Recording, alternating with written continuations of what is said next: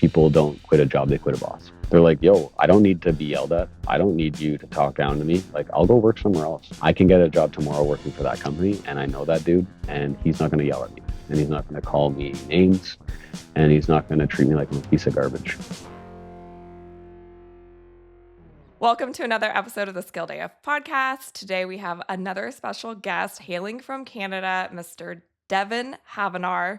He's a journeyman carpenter, construction leader, founder of Bad Leader, a TED Talk speaker. He's a husband, a father of four, and he's on a mission to put people first and unlock potential in an industry where people have been treated as a means to an end, which we're going to get into today on the show. This should be a very lively conversation with the Bad Leader himself. Thanks for joining the show, Devon. Well, thank you so much for having me. That was a great intro. I want to talk about the fact that you started in the trade so young. You're one of the youngest people within Canada to journey out as a carpenter. And can you take me back to that kid version of yourself and that experience moving into an apprenticeship and then out? I remember in grade 12, I had to figure out what I was going to do. And I kind of just decided, I'm going to do carpentry.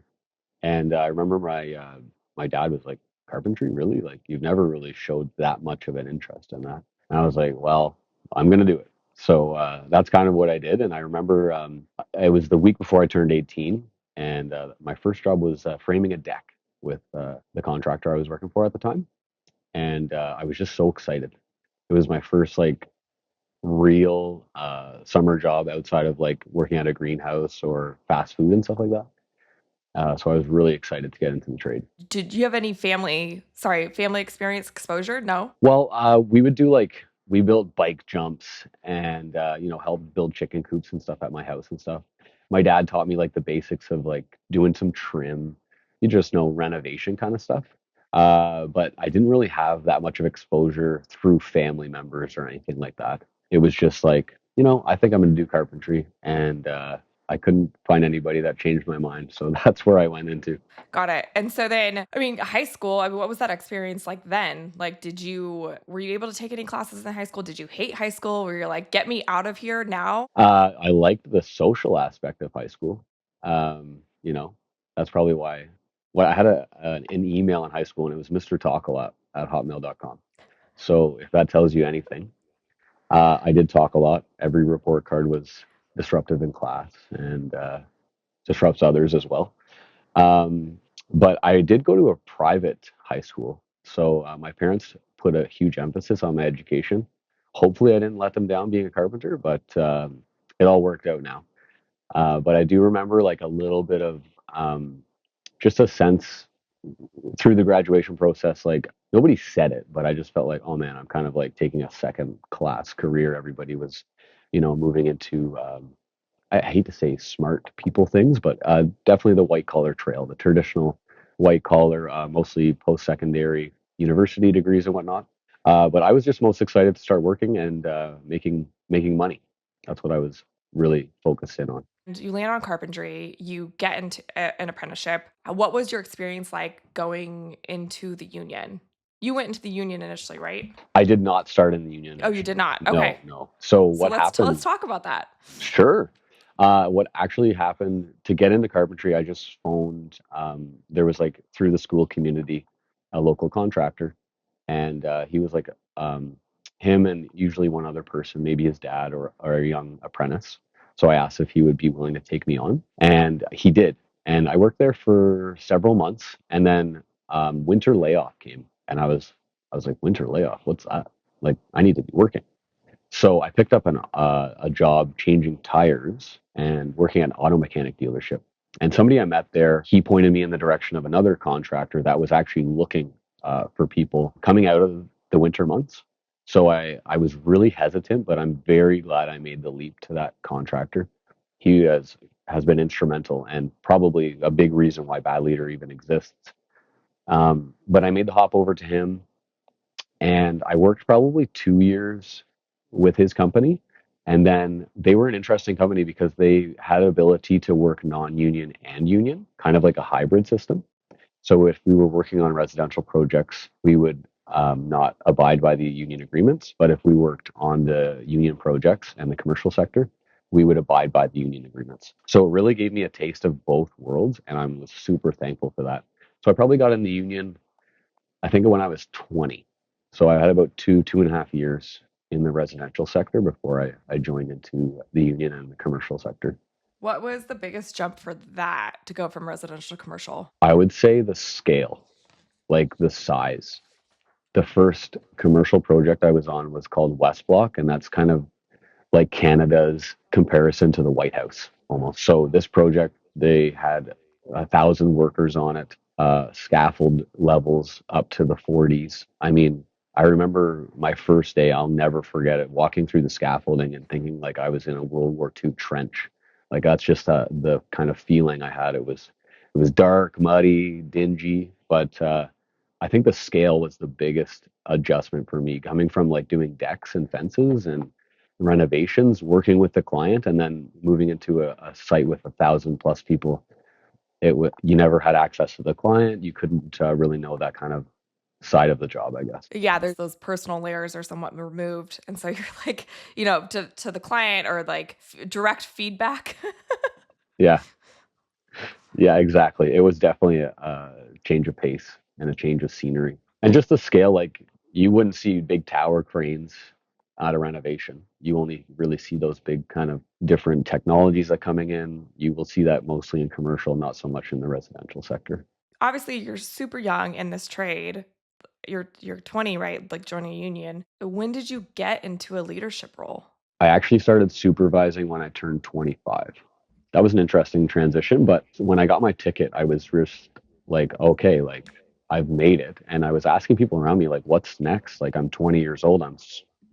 This can't be it. There's got to be more. So it's like, well, you can kind of, open up your own company, or you can try to move into a supervisory position, or you could go like the superintendent route. There's many different options. But other people were like, this is it. You're a journeyman now, and that's it. And I wasn't really satisfied with that answer. So at the time, I kind of took a different route with my family and my wife, and we focused a lot in on building building a home and building our own house together and renovating a couple houses. So my career kind of took a back door or a back step to those things. But then when that was all completed, I really felt a sense that I needed to push myself in my career development. So that's kind of what I did. And so then you come back, you've probably been on crews that have had absolute shit leadership.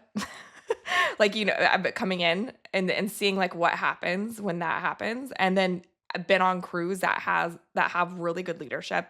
And I mean, that might have been the turning point for you, right? To be like, well, I want to be somebody that leads people. Like, what is that difference between a crew that's like producing as a means to produce versus like a crew that's actually thriving? There's so many different ways you could go, but one that I've just been thinking about and chewing on a lot lately is the leadership word. It's like it should be interchanged with like the service word, like you're serving.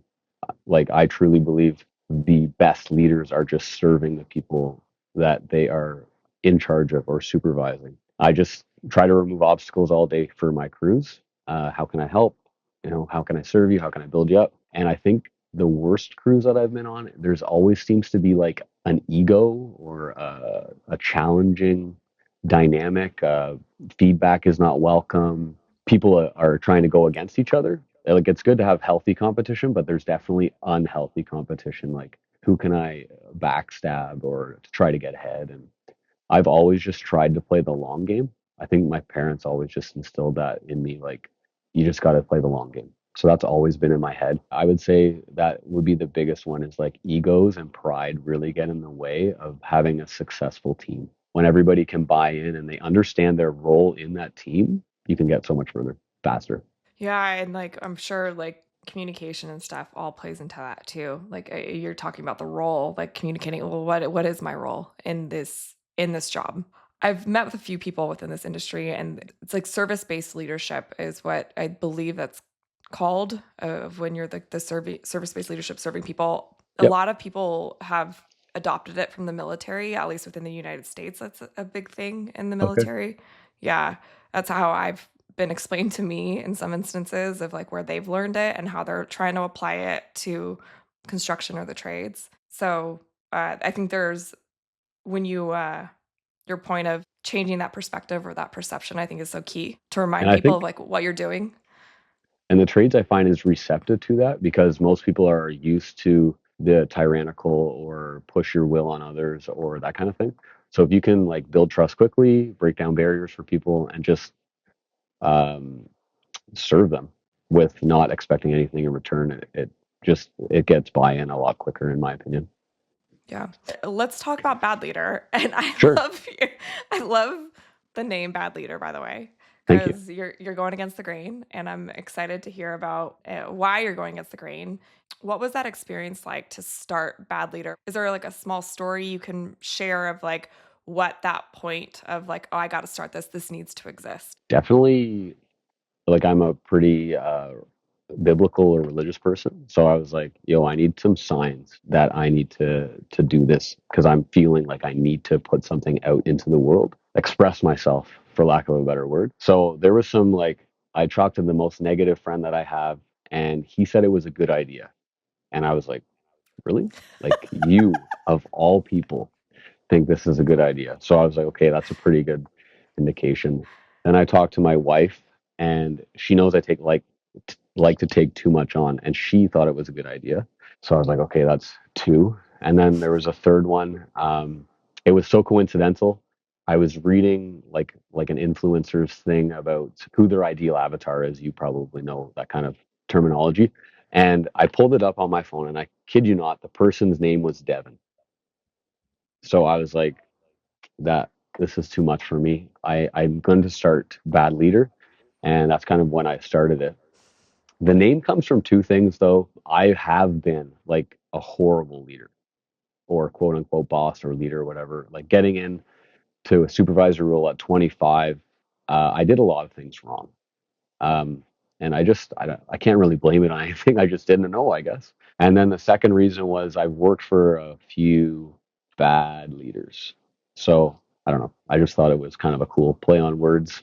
And for the branding aspect of it, I think I don't want to build my own personal brand too much. I'd rather build like a brand that's bigger than me and people can hop in and it doesn't have to be my name attached to it. If they want to be a bad leader, they can be a bad leader and they can take it to their teams. It's not just tied to me, you know? It's like Yeah. kind of like you have the skilled project. It's bigger than Amanda. Just like bad leader, I hope to be bigger than Devon, you know? Yep. I love it. And what's wrapped up in Bad Leader? I had watched your TED talk and I'm learning about the framework that you shared on there, which is called Rise, which I would love for you to share more about. But like, what is your, I would say, yeah, mission with Bad Leader, and then talk me through what this framework is that you've developed. I am convinced that if you build people first, like the profits come.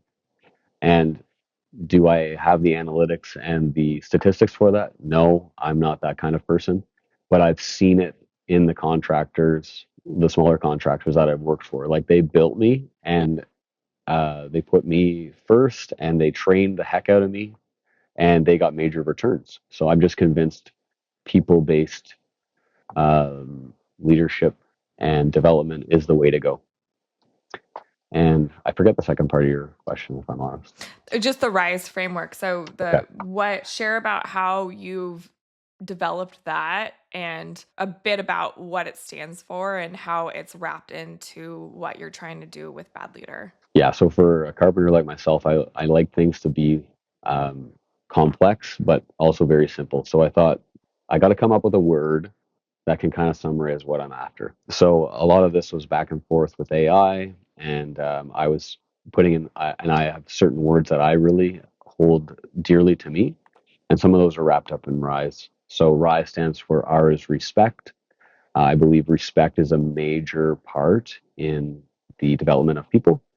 Um, I is invest.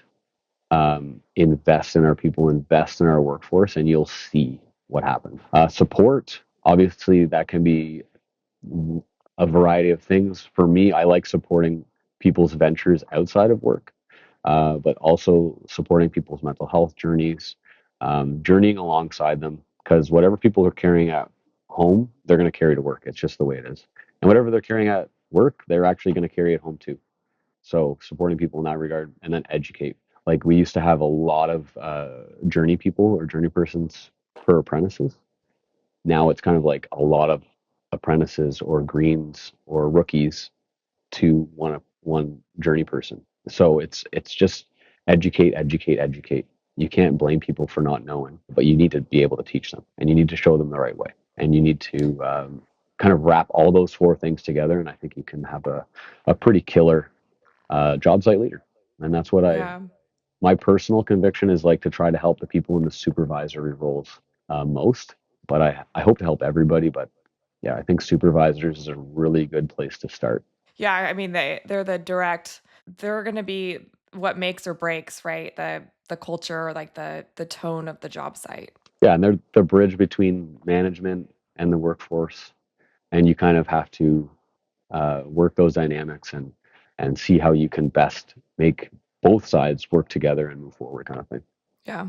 Well, and I mean, you talk about invest, and you talked about, you're like, I don't know the numbers like per se on like why I know this is profitable, but the pushback that I've heard and I've gotten with any even programs that I'm a part of on like creating more access points for young people to get into these careers is this investment by the contractors in the training and the development.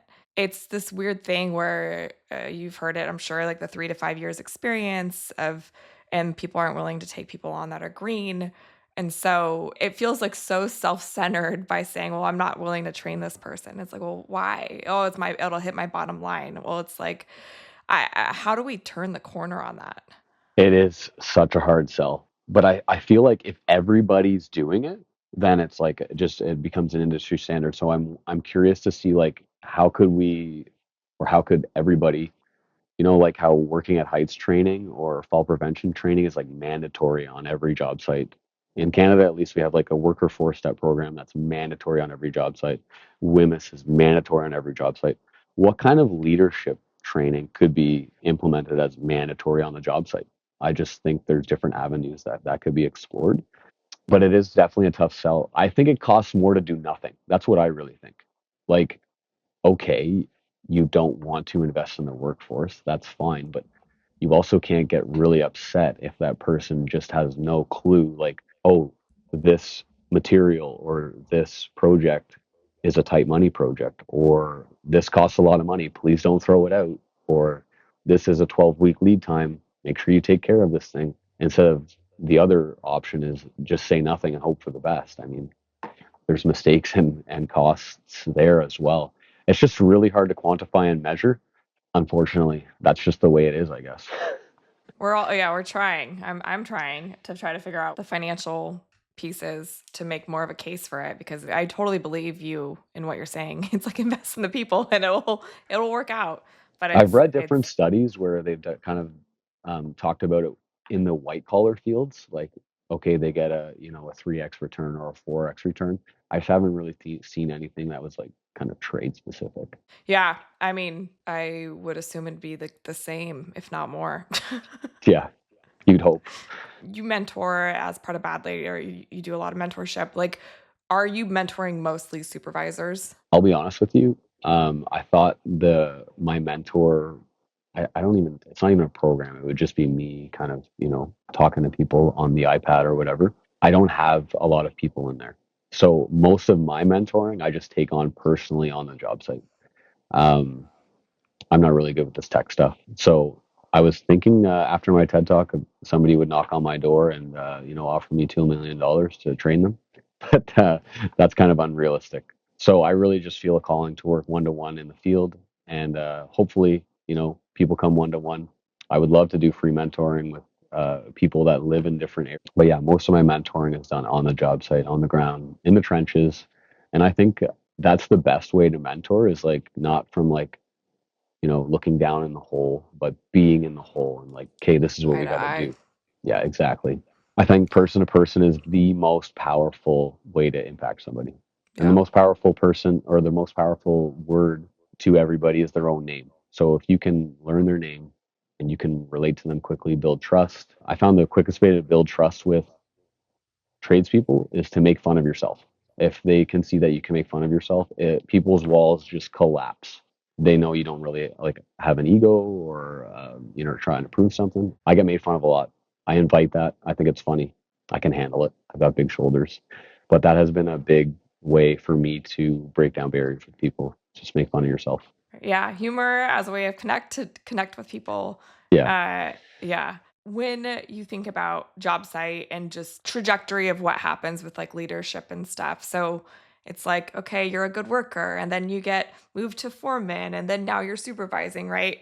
Like through that journey, like are you are you set up for success currently? Like, is there leadership training? Like what is going on now that in regard to that type of a ladder that there are like programs that support people or are there not programs and that's what we're trying to fill the gap on? I think the programs and the groups are growing. Like we got connected on social media. I think social media is super cool because you can meet like-minded people like all over the world. So somebody just told me recently, social media should be like a value project rather than a vanity project.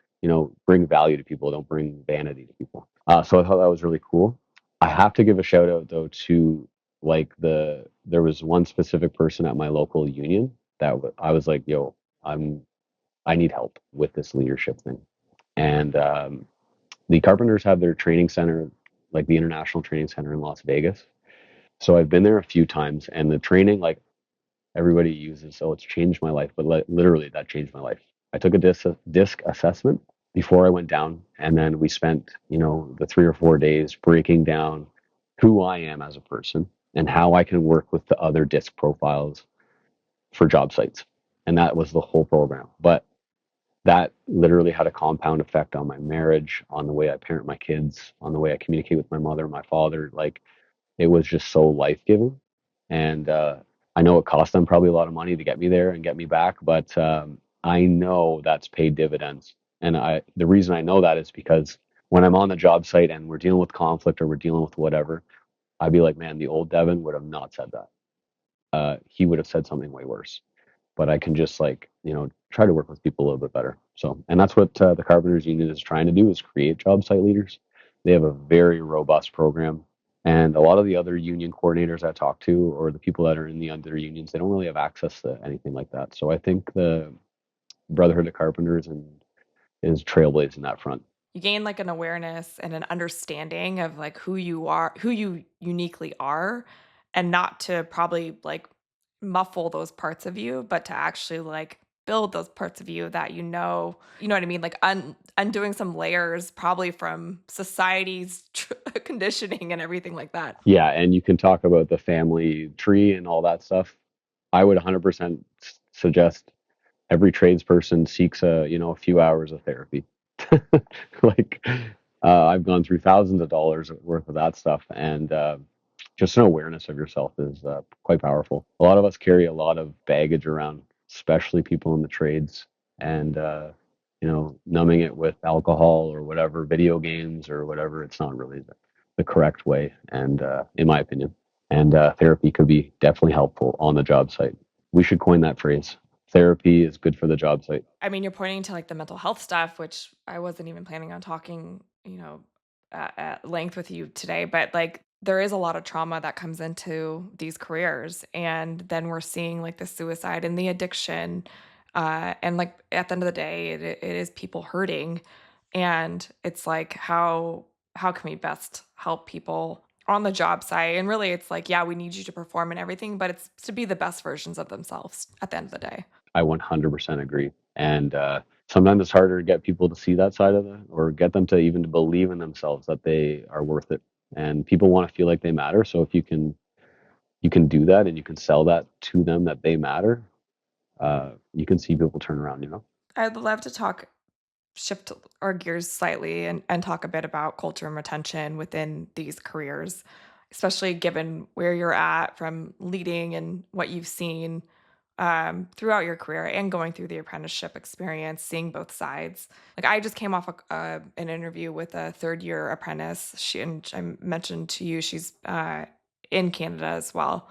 And hearing more about her experience and um, thinking about it with others apprentices that I've talked to too, like what's working, what is failing apprentices right now. And one caveat, and I don't know what Canada's apprentice attrition rate is, but in the United States, our attrition rate is massive. Like we cannot retain people in apprentice programs, registered apprentice programs. Is it similar within Canada? And if so, what's going on? I think the retention thing is like it's a symptom of a way bigger problem that you and I can't solve on a podcast. But it's like I just think the people that are have been in the industry a long, long time. They probably understand things that I really don't understand, but there's definitely things that they don't understand that younger people understand. And I find connecting with the younger workforce is a major pain point. And a lot of people say, "Oh, my people don't, or my people won't, or my people can't." No, that's like the wrong mentality to have. It's like I haven't led them to. That's what I like to reframe it as. You haven't led them to do that. It takes ownership on yourself, and I don't know, it's the retention thing is tough. Sometimes it's also challenging. People don't like the physical labor, and I find it really rewarding personally, but it is definitely different than being in an office building or that kind of thing. With the apprentices you have, like where did they come from? Like you mentioned the physical nature that people don't really that can deter people from being like, "Oh, yeah, I'm not going to do this." Uh, are some of these people that are joining were they like previous athletes? That's at like in high school or before. Or where are you seeing people being like able to do this from like a physicality standpoint? We're seeing a lot of people in their second career, so they're like coming from a non-construction background. So just the shock to the body is a lot. Whereas, I came out of high school being relatively active and that just carried me through, which I'm thankful for. But people coming in a second career, are 40, 45 years old, they have different giftings and different talents. But it is good to see a lot of the younger people, like I gotta give it to them, like they're pretty in shape and they're pretty healthy. But I think a lot of people also don't like the rigidity of construction. Like hybrid work and flexible work, not really an option. Like we work 7 to 3. Can I work 6 to 2? No, we work 7 to 3. Can I work 4 days a week and then a half day Friday? Like, no, we work 40 hours a week. Okay, well, I'm gonna go work somewhere else. Like, unfortunately, that's kind of the way the nature of the industry is. What I think is cool though with smaller contractors and residential sectors, if you have a smaller crew, you can kind of work that and you can kind of play with that. I mean, during COVID, I have a family member that does trim in the Toronto area, and he was fearful of COVID. He did, and he would just go work in houses in the middle of the night. So they're empty job sites, and he would do the trim from 10 p.m. to 6 a.m. And so the flexibility is not really there, but it's kind of there. You just have to kind of try and find it. Do you see a world where it evolves? Like is there a world where it's like going back to like putting people first? Like is there a world where you're like, "Oh, this doesn't make sense. We have like robots helping us with X," or I don't, you know what I'm saying, where it's like this is now a 32-hour a week job. I honestly, I think the cutting edge or the people that are going to push the boundaries might see the best people move over to there. So what do I mean by that? Okay, it's hard to manage uh, 6 people that want to work 4 days a week, but they want to work Monday through Thursday, and some of them want to work Tuesday to Friday. So for a manager, that's just a headache to try and organize and manage and make sure everybody's in the loop. But I think with modern tools and scheduling programs and whatnot, we have data centers. We can make sure everybody's getting the same information. I think it's out there. I really do. I think that it is hard to manage, but if we have the help of AI and scheduling systems, I don't think it's that crazy to dream up of a world where people are working different hours at different times and doing different things. I really don't think it's that far off. Talking about like this labor shortage, which I think is also the symptom of a bigger problem. I'm a big believer in like retention and access are like these core issues. For me, retention, it's like culture and leadership, I think are like the key drivers that impact the retention. And access being the infrastructure is not there to access some of these jobs. There's a lot of people on the wait list, for example, and yet we're screaming labor shortage, at least specifically within the union. Or it's like we need to expand and create more infrastructure to train people, but we don't have that yet. So like the access stuff is another issue that's like causing bottlenecks in this whole thing. But like from your vantage point in regard to going back to retention and like why people leave, do you think then the top ones are what you just shared, which is the physicality, like schedule flexibility? Is there another thing that you think like is the top? Definitely what you just said, prefacing that, was the people leaving bad bosses. They're like, yo, I don't need to be yelled at. I don't need you to talk down to me. Like, I'll go work somewhere else. Like, I can get a job tomorrow working for that company, and I know that dude, and he's not going to yell at me, and he's not going to call me names, and he's not going to treat me like I'm a piece of garbage. So I'm going to go work there. Like, it's the old mantra, like, people don't quit a job, they quit a boss. Yeah. Which makes bad leader that much more important, right? That's Like right. Yeah. it's like I am the solution. It's just it's really fascinating to see, obviously, like country to country, how it's playing out. And a lot of it's pretty, from a pattern standpoint, relates to whether you're in the United States or Canada. We're seeing very similar things play out. It sounds like for you, the lever you would choose to fix would be leadership as like your number one. Yeah, that's is my passion. That's the number one lever. Let's click it. Let's do what we need to do to get, I don't, it's so hard to solve, but like one person at a time, let's change their mind. Let's get these supervisors, like these A class supervisors, in good positions. Let them lead big jobs. Let them thrive. And I think you'll just see a ripple effect. And some of the most positive influences in my life have been from people I've just observed and admired from online, if I'm honest with you. So I think that is definitely an access barrier that is breaking down, as you can find people online that you like and kind of emulate their beliefs or their behaviors.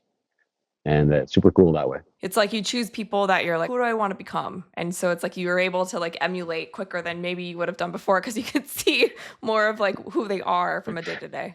Yeah, exactly. This is like a random question and thought I had that just came out, but like, is there a stat or like something that you've learned throughout your career that just like stopped you in your tracks and you're like, what? Whether it be impacted your belief system when it came to this industry, or it's like something that you share with people that you talk to of like, did you know X about the industry or about leadership, etc.? I think the like a lot of people are talking about it right now, and it is the suicide rates. I do a lot, and a lot of my job is like the health and safety of the workforce, and it's a super important job. The most important job that I have is making sure the people that work for me are safe.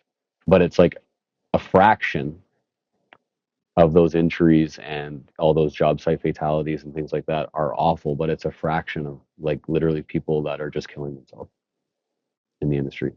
So why not take psychological safety training or take it that next level? And that stat really bothered me a lot because people are just struggling in silence. And I have been there myself. And I consider myself pretty open about my mental health. I consider myself pretty in tune with what's going on in my head. But I've been in those dark spots. Even just a few years ago, I remember. I don't like to share this stuff, but um, coming home and I'm just done. And it was the middle of winter. I was going through kind of like those seasonal blues, and just breaking down with my wife. Like, I don't know if I can take it anymore. Just the pressure of work and being busy and these people needing this and everybody's needing something from you. And yeah, I just remember going through a pretty dark time. And I have never struggled with addiction before, but I've seen a lot of my friends and family members struggle with that, and I can see why people use different substances to try and escape what they're going through, because it's tough. It's tough in the head, and it's lonely in the head. And people my age, men especially, are isolated. They don't belong to communities of people. And I hope Bad Leader becomes a community for people to, just chat and be open with each other one to one. But yeah, that really sucks a lot. Yeah, I mean, thank you for sharing that, and I'm sorry, yeah, you went through that experience. You've obviously came out the other side. Yes, thankfully, Uh, yeah. yeah, and are able to help people, and you just obviously sharing your story can help somebody. Like you have no idea like what that may do. So thank you, because that's the big thing that I keep hearing, especially from men. Is the isolation. And also it's this no one's coming to save you. I keep hearing this. It's like, well, that's how we've learned to toughen it up. Like we weren't allowed to cry as boys. Like it's just like this is like how we've raised men. And so it's obviously not fair because it's like we all need one another. This maybe goes into my question about I had to you around masculinity, like aspects of masculinity that need to evolve because this again suffering in silence and the stigma around either seeking help or talking about it, like it just needs to stop. Yeah, I want to just kind of talk maybe about 2 points briefly. Like some days though, like as a dad of four, and people probably will relate with this, it's like my mental health is in the backseat. If I don't go to work today, I'm not making any money. And I got, 4 kids and a wife looking at me to be that provider. And I want to be a provider way more than just the financial provider. But that is a harsh reality. So it's like, man, I am feeling rough. Like I'm having a really rough week. Nothing is going well. And, just lots going on in my head, but I have no choice. I got to go to work. And the other thing is, if I put my mental health first, I wouldn't be where I am in my career. That's just the way it is. And a lot of people are probably the same. They wouldn't be where they are in their career. They wouldn't be making the money that they're making. They wouldn't have what they have if they had put their mental health as a priority. That's just like a tough reality. And yeah, it's just kind of a weird kind of connection. Like if you prioritize that, you might not get where you want to go. So there's definitely sacrifices and, you know, stories we don't hear from people that have sacrificed majorly to get to where they're going. Yeah. I mean, you're talking about a little bit of like the resilience of like going through those experiences that help build resilience, probably is what you're talking about, like a time of adversity, right? And like these low energy emotions, whether it be shame or that people can get stuck in cycles on. When you're in the pit, it's really hard to get out of that pit, right? It's a tough topic and it's a tough line to walk. Yeah. And it's a weird thing with men, especially for me, that I know is like shame and guilt. It's like a handcuff and it's like handcuffing you down. You can't really do it alone. Like you need to have somebody that can help you get out of there. Like you need to have somebody like wiggling an old rusty key in the handcuff to help you get out, whether that be your therapist or a close friend or something. It's like, yeah, shame and guilt, they hit men differently.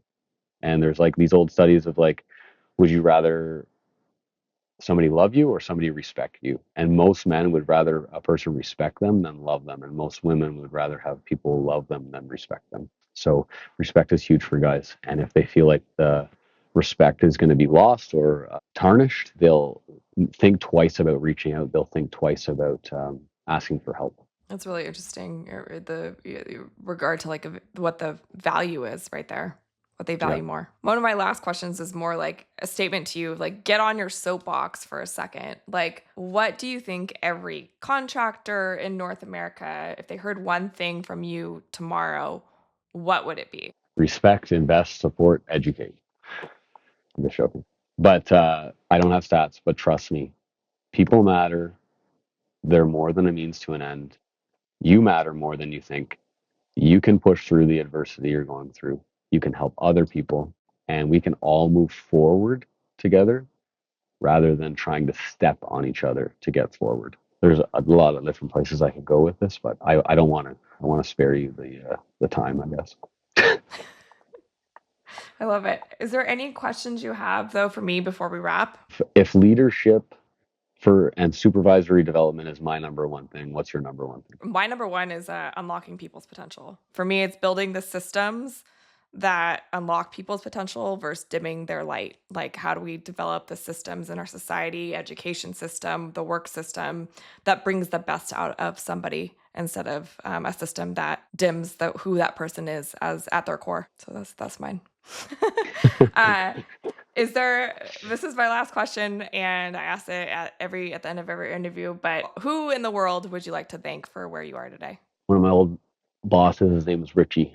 Shout out to Richie. He treated me like a son. My wife rolled her car. He gave us a truck. That guy showed me what leadership was. He showed me what mentorship was. And then I had a journeyman, Jean-Marc. He taught me most of the things I know. We had a great apprenticeship together. I had since moved on, but I do miss that guy dearly. And those two guys were the two best that I had.